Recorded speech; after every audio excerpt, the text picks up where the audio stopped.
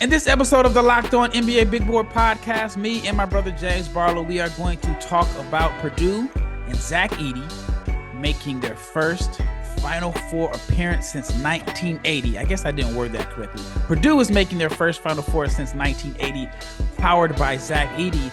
And the question is, can anybody stop Zach Edey? Stay tuned.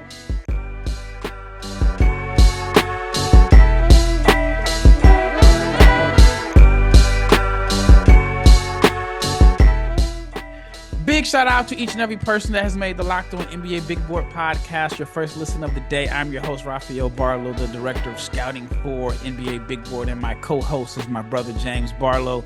If you're not subscribed to the channel, like, share, comment, subscribe, and make sure you click the bell so you can be notified every time we post, because we are your source for NBA draft content. And today, this is the second episode that we are releasing today. I don't know which order you are listening in, but we are going to talk about the top NBA prospects on each roster. And this episode is about Purdue, which I think Zach Edey is the only NBA prospect, at least for 2024, on the roster. So this episode is going to be completely dominated by Zach Edey. And speaking of domination, Zach Edey has dominated this NCAA tournament, averaging like 30 points and 16 rebounds, like video game numbers. So James, let me hear your thoughts on Zach Edey, and has he done anything to change your perception on him as an NBA prospect? No, but it's still good to see him dominating the space that he's in right now. I just have my concerns on as to what is going to translate at the next level. The speed of the game is a lot different. Players are a lot different. Players are a lot better. Will he get the same? Can he play 30 minutes a game in the NBA at 7'4", 300 pounds?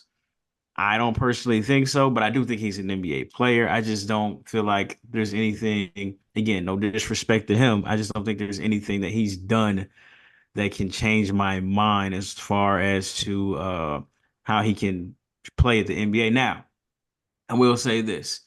Let's say they catch Alabama in the championship game if they make it, if both teams make it that far. That's going to be a fast pace. That's going to be an up-tempo game. Let's see how he does there.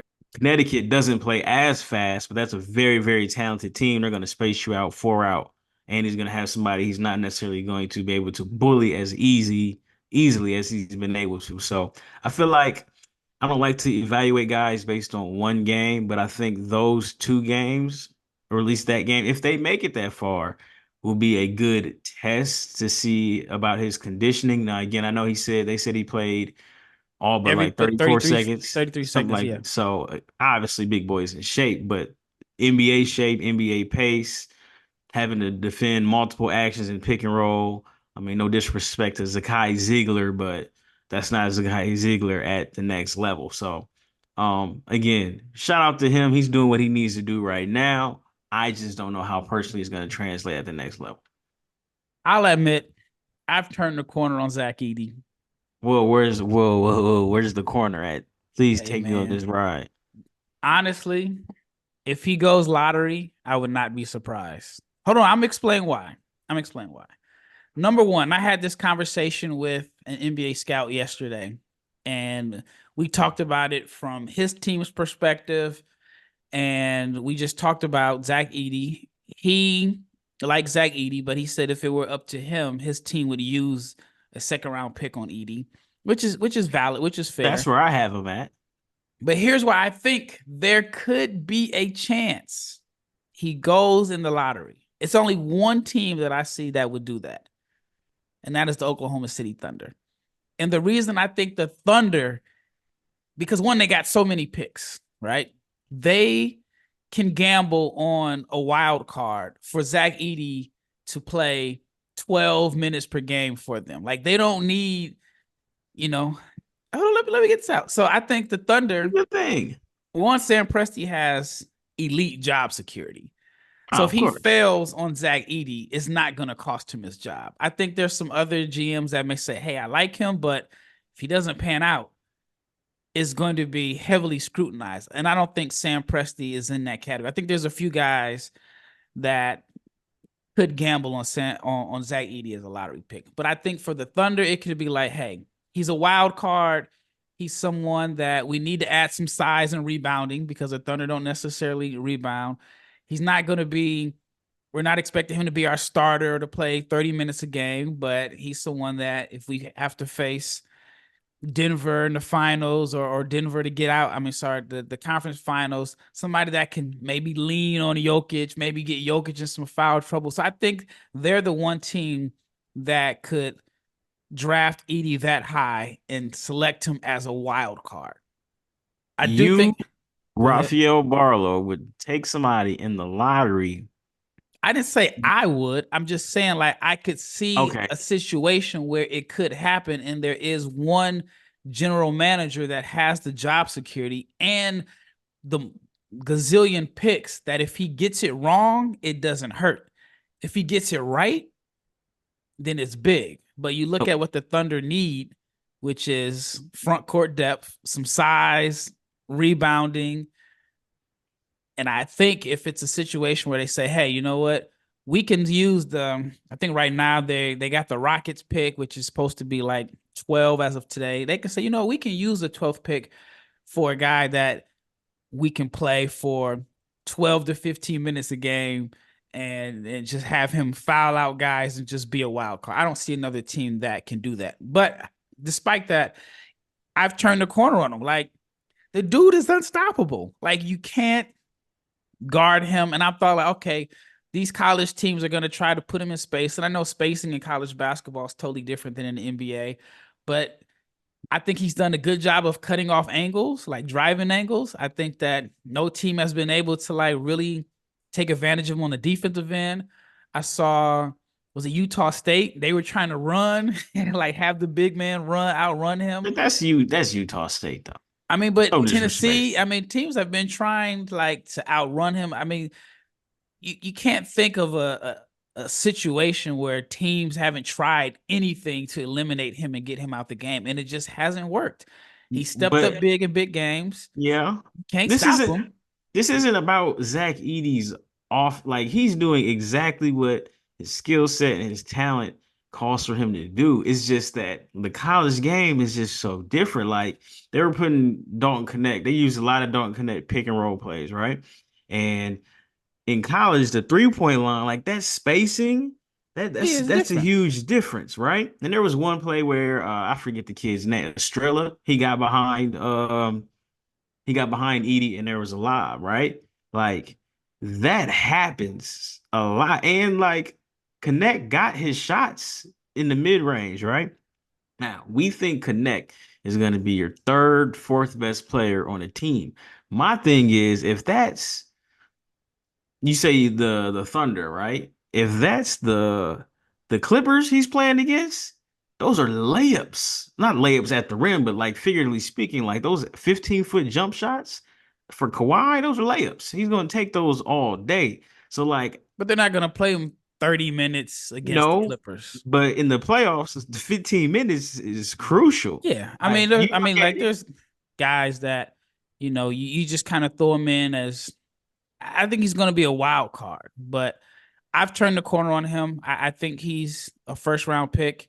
I mean, there's a lot of uncertainty. This class is so young and so many different guys that are going to be, I mean, there's going to be multiple guys in this draft that are going to be lottery picks that are going to fail.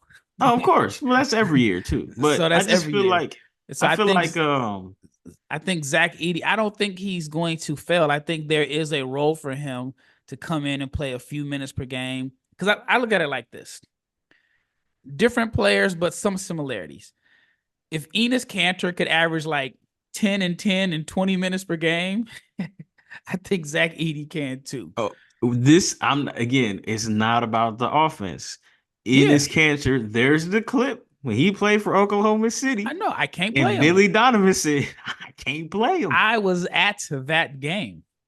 I was at that game. I mean, of course, I didn't see him say that at the game, but I remember watching it on Twitter. All right, when we return, we're going to talk a little bit more about Zach Edey's NCAA tournament run. We've already got into a debate about his NBA role, but we got to talk about what he's done in this particular NCAA tournament. Stay tuned. But let's talk about PrizePicks, which is America's #1 fantasy sports app with over 3 million members. And it is the easiest and the most exciting way to play daily fantasy sports. You just pick more or less than 2 or more player stats, and you can watch the winnings roll in. And March is officially over, but the biggest moments in college sports tip off this month of April, that is. So you can be part of the action on PrizePicks for both men's and women's college basketball.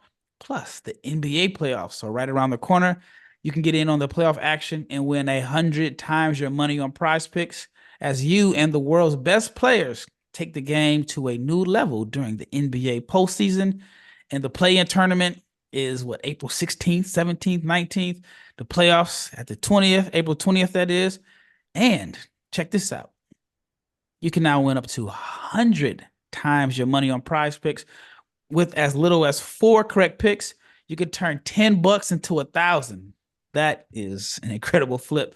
With basketball, hockey, and college basketball entries today on PrizePicks, again, America's #1 fantasy app. So go to PrizePicks.com. Use the promo code LOCKEDONNBA. It has to be in lowercase letters, though. Use the promo code LOCKEDONNBA for a first deposit match up to $100. Again, PrizePicks.com/LockedOnNBA for a first deposit match up to $100. Pick more, pick less. It is that easy at PrizePicks.com. All right, are you watching Fox Sports or ESPN on your TV all day and you have to turn down the volume because all they're doing is shouting and screaming and coming up with fake debates?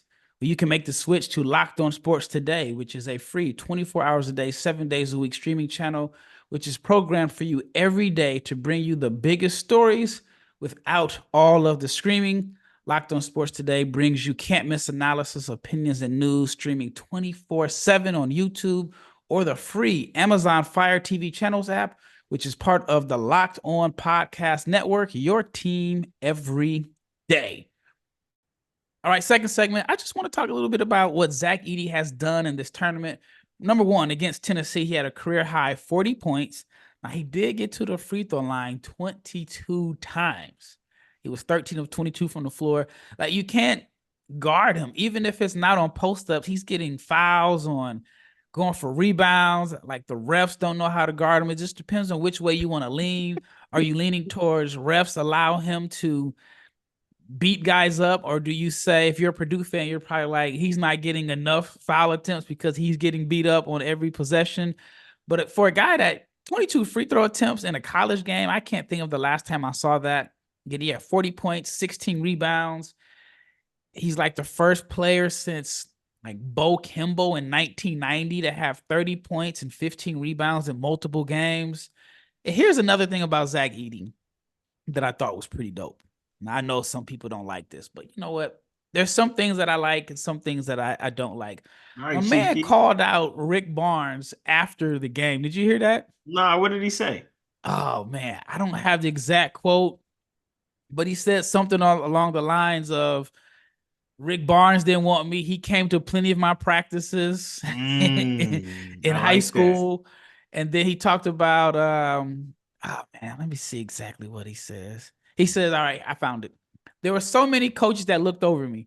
You can name a program and I can name a coach that looked over me. Tennessee, Rick Barnes is a great coach, but he was in a bunch of our practices and looked over me.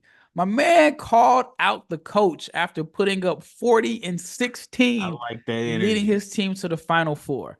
Now, some people don't like that. You know, Rick Barnes. Why not? Well, you know, there's some people that just don't like outward confidence. They don't like, you know, they want all athletes to just be politically correct and say the right thing, which, you know, that's fair. That's their opinion. But for Edey, I think part of what has been driving him, of course, he has like huge physical advantages over everybody else, but he's got a little chip on his shoulder. He's got a little toughness to him. And I think part of that, what makes him who he is and what makes him great outside of, you know, his physical dominance is he's been driven by the schools that didn't recruit him. Like, I read According to 24/7, he only had 3 offers coming out of high school: Purdue, Baylor, and Western Kentucky. So, and I think he played JV at IMG his junior year. Yeah. So that extra chip on his shoulder, that is what's driving him, and it just came out. Final Four, and now it's like, I'm gonna talk my stuff. And so he kind of, I I wouldn't even respect say it. it was a sub. It was, Nah, he said his whole name. He said Rick he said his Barnes, the whole coach of name, Tennessee. coach, everything, came to multiple practices. So Yeah, yeah. I know how you feel about that. But let the audience know how you feel about Zach Edey saying what he said Hey about man, I'm all for that energy, man. Look, it happens. And it's no different than I remember a long time ago. What's the old Connecticut coach? Kevin Ollie, Uh Jim Calhoun. Jim Calhoun. I remember Ryan Gomes used to light up Connecticut. And he was like, "Hey man, I couldn't take him. He was a little out of shape. He said I took Ben Gordon, I took Emeka Okafor. And if that kid holds that against me, man, so be it. But he's a great player right now. I thought better players ahead of him.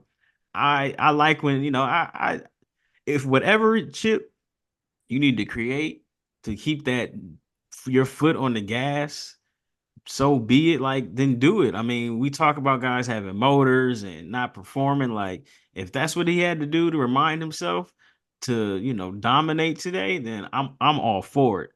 Because again, and I don't even think it's just Rick Barnes. I think he hears the chatter of he can't move. He probably hears guys like me say, I don't think he can move at the next level. And he had a big block against Connect, Connect at right? the end of Yep. the game. He moved his feet. I respect it. But guys, it's a different level at the NBA, and I just don't know if he has the mobility to play heavy minutes at the NBA, which means, and again, not saying he's not an NBA player, but we're talking about a first round pick. I personally can't take a first round pick if he's going to be 14 to 18 minutes per game.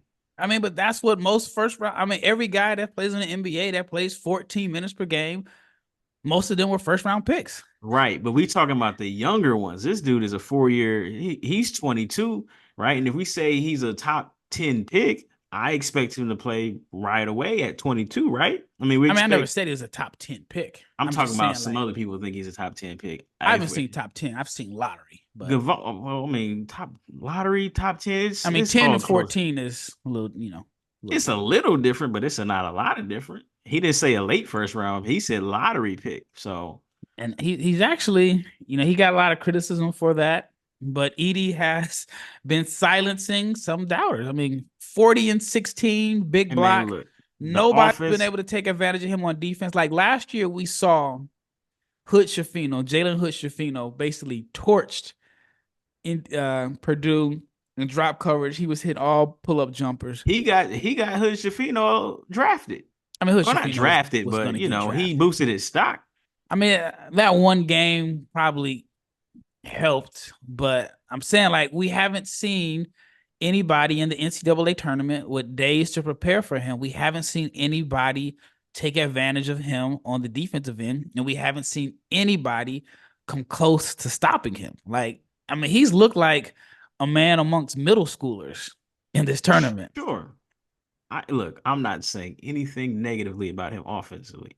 I just feel like, again, no disrespect, but the teams that they've played, they don't have the personnel to, make him work. You could say Tennessee had the best opportunity, but ultimately, like, they had one guy that was providing the rim pressure, and that's Dalton Connect, who's primarily a jump shooter, right?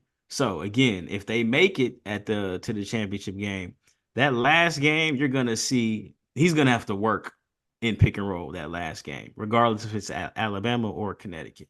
And again, that's not the reason if he's not. I'm not basing his draft status on that game, but like I think you'll get a clearer picture of what it's going to be like defensively in the championship game if they make it that far. All right, when we return, we're going to talk a little bit about the next game. I know James has kind of hinted ahead at they're going to I guess beat NC State because he's talked about the championship game already. He's talked Yeah, I about the think they're gonna be matchups. interesting. So we're going to talk a little bit about Purdue versus NC State. But then let's just say James is right. I want him to go into a little bit more detail about Zach Edey and how he thinks he would fare against Alabama and Donovan Clingan at UConn if UConn beats Alabama, which they are expected. Stay tuned. All right, before we get into the last segment, I want to let you know that Fire TV is your destination for sports, from live games to highlights to in-depth analysis. Fire TV offers amazing viewing experiences with smart TVs, as well as the Fire TV stick that you can plug into your existing TV that provides you with access to millions of movies and TV episodes, as well as free and live TV.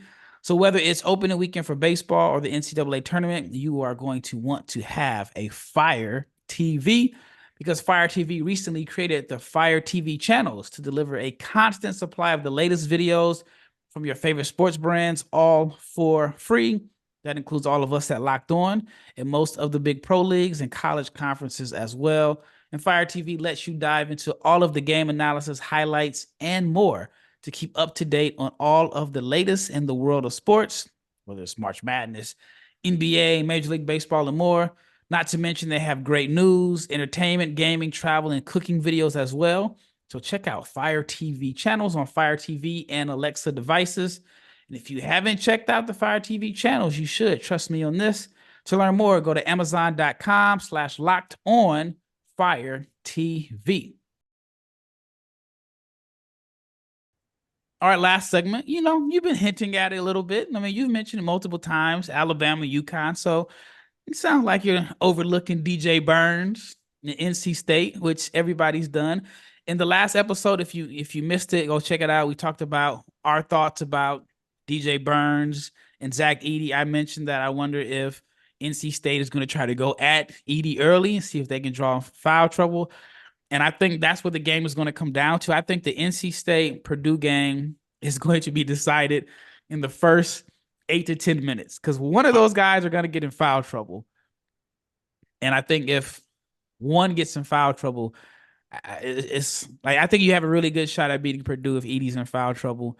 And then But he doesn't get called for fouls. He doesn't. That's what I'm saying. But have we seen anybody that they give the ball to on the post that will challenge him like Burns possibly will? So that's going to be interesting. Tennessee didn't have anybody that they were going to give the ball to on the block. And that's another thing. Like, he didn't have to defend anybody against Tennessee. Like, you can stay as a Kai Ziegler pick and roll. Like, he's like 5'9", right? And he's not a scoring point guard. So it's not to say it's easy to defend. Again, no disrespect to Kai Ziegler, but like, that's a college point guard through and through. So like, maybe DJ Horn can put, we know he's going to attack, right? Maybe he could make Zach's life a little tough, but obviously he's not throwing any lobs to DJ Burns and pick and roll. Maybe Mohamed Diarra, but maybe they'll switch that pick and roll action. But it'll be interesting to see how DJ Burns attacks Zach Edey, considering he's giving up about 4 or 5 inches in height, and got to be more than that though. What is he, 6'9", 4? 6, let's say 6 inches. But at the same time, man, he was caving. I mean, it's a different guy. But he was caving Filipowski chest in. He was moving Filipowski like how I move the little kids at the rec center when they try to guard me in the post, man. But it's just going to be a different matchup, though. Yeah, no, I agree 100%. But the thing about Edey that I will say is that I haven't seen guards attack him. Like, I thought he's done a good job of moving his feet and using angles to where they can't turn the corner. And I think that's, one of the biggest concerns. Obviously, I haven't seen anybody really pick him apart with a mid-range pull-up jumper. But again, I haven't seen the guards get to the rim. And I think some guards are just scared to attack him at the rim, because he is a massive physical presence. And like I said, he's done a good job of cutting off angles. All right, so let's just fast forward. Alabama. Let's say Alabama upsets UConn. What do you think could happen in that Alabama versus Purdue game if Purdue gets by NC State? How do you think Alabama could either expose Zach Edey, or how do you think Zach Edey could dominate Alabama? He's going to get what he wants against Alabama offensively, but Alabama's going to play 5 out. And Grant Nelson has been hacking or hooping. So he's probably going to end up hacking Zach Edey. However, again, if they play 5 out, that's 100% perimeter defense Zach Edey has to play guarding Grant Nelson, 6'11" with handles, and then he can pass. So that's going to be a tough matchup on that end. On the other end, he's going to have his way. Now they can also bring in Jaren Stevens. Is it Stevenson or Stevens? Stevenson, who had a Stevens. career game. Yeah, and he's a stretch five. He's going to shoot threes. So like again, I know I hinted towards it, but I feel like those teams, particularly Alabama, like that's what it's going to look like at the next level some nights, right? You're going to have that 5-man that's not trying to post up. Let's say you say he's a backup 5 and you play Minnesota, that's Niles Reed out there on the perimeter shooting threes and has handles too. So it's like I want to see that. I want to see how he looks against Alabama. Now you say Connecticut wins, right? So he'll get Klingon, obviously, in the, be able to back down Klingon. That'll be a easier defensive matchup. But that Connecticut runs a lot of great action off the ball, right, for their shooters. Tristan Newton's very good in pick and roll. And then also Klingon is a vertical lob threat too. So I feel like those games are going to be great tests for his mobility because they have guards, multiple guards that put rim pressure on him. And it won't be your pure point guards from the college level who are looking to pass and who are looking to get into the paint just to make plays. Like those are guys who are going to go at him. And again, I'm not saying anybody's going to dunk on him, but at the same time, he's going to have to I think he's going to really have to defend and still carry that same offensive load for Purdue. All right, give me a prediction on the game against NC State. It's going to be ugly, 64-58 type, slow, things that I don't like about college basketball, but I think Purdue beats them. See, just to add in, I like college basketball as I guess alternative to the NBA, just because in college basketball you're going to see guys post up, you're going to see teams run the offense through the post. I like that. You don't really see it that much in the NBA, and yeah, See, I like the WNBA for that because I feel like sometimes college we just giving the ball to a dude because he's big. He may not even have post game. He may not be able to catch, but they do play through the bigs. I get what you're saying. But you want to say something that reminds you of the 2000s basketball, where we got a 4 and a 5 that shoot elbow jumpers and post up. I watch the WNBA for that, but yeah. I get what you're saying. Yeah, I just like the fact that we can have an Edey versus Burns matchup in a big game. We can have possibly Edey versus Klingon, 2 of the best 5s in a big game, and then we could also have Edey versus Alabama, a team that likes to play in a track meet. So I'm just looking forward to this Final Four. It doesn't have the same star power as other Final Fours, and I don't think we'll ever have a Final Four with star power anymore the way college basketball is going, because dudes are 24, 25, and I think the COVID 6-year seniors, I think that finally ends in 25, 26. So we still have another couple years of guys who never to play 6 years. All right. That wraps up this episode. I know we talked all about Zach Edey. I mean, to me, at least this year, Zach Edey is the only NBA prospect on Purdue's team in the 2024 NBA draft. Looking forward to Zach Edey versus DJ Burns. In the next episode, we are going to talk about the Alabama Crimson Tide. Totally different than Purdue. Alabama could have multiple guys play in the NBA. They could have multiple guys drafted. They could even not have anybody drafted in 2024. That's true too. But they do have some guys with NBA talent on their roster.